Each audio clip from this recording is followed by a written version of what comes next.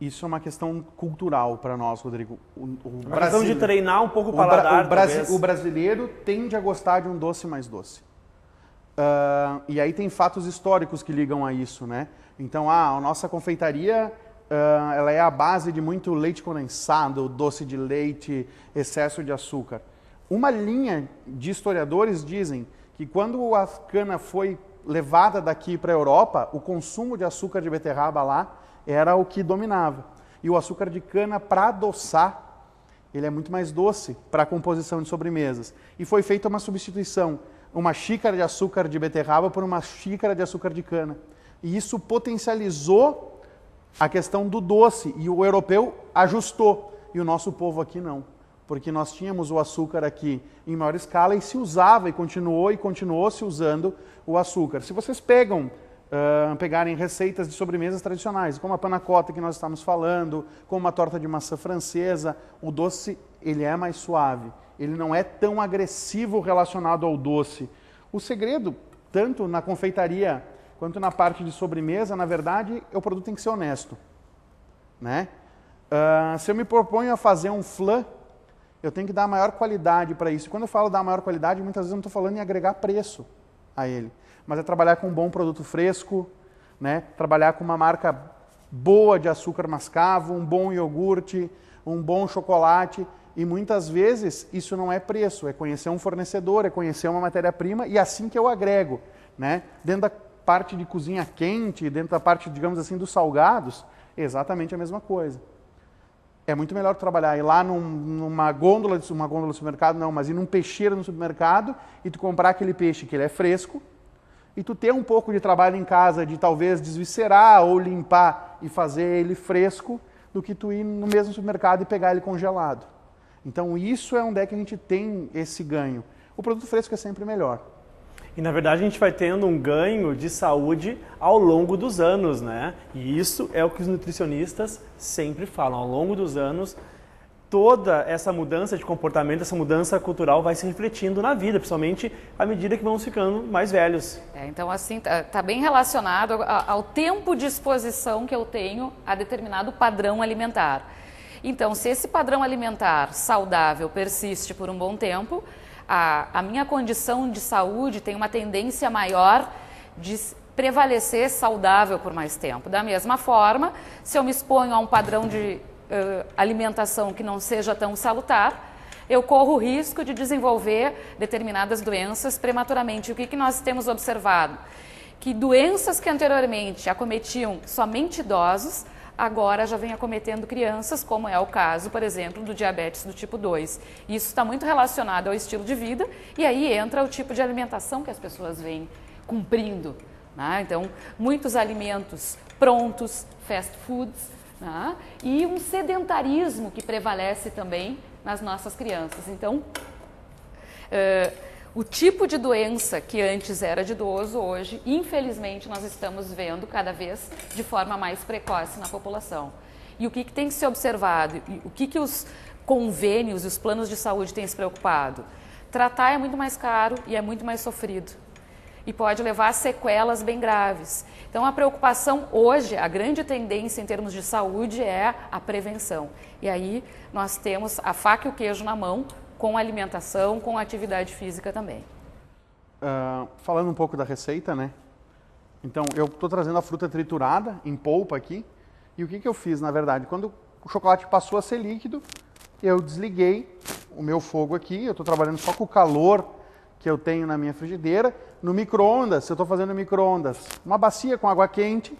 E aí, para fazer a mistura dos ingredientes. É uma receita de pega tudo e mistura. Então, trouxe para cá o açúcar mascavo, né? Ele vai continuar nesse banho para ficar morno, porque no momento que o chocolate ele começa a esfriar, ele vai me dar a textura do flan, que é aquela textura gelatinosa, né? E por último eu vou adicionar o iogurte quando isso tiver de morno para frio, né? Para não acentuar o sabor amargo do iogurte.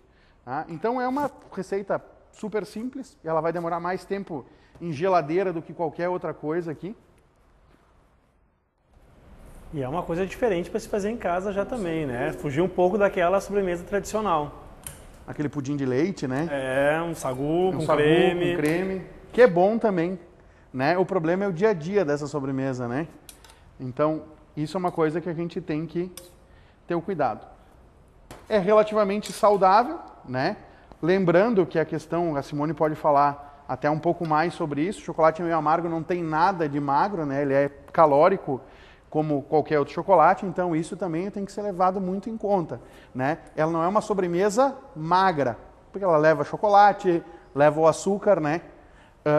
Mas se eu for buscar os valores funcionais disso aqui, nutricionais, ela é muito mais interessante que um sagu, do que um pudim. Tá, numa comparação com o chocolate normal, ao leite ou branco, o meio amargo é muito mais saudável e, claro, no açúcar refinado, também em comparação com o mascavo, também há essa diferença.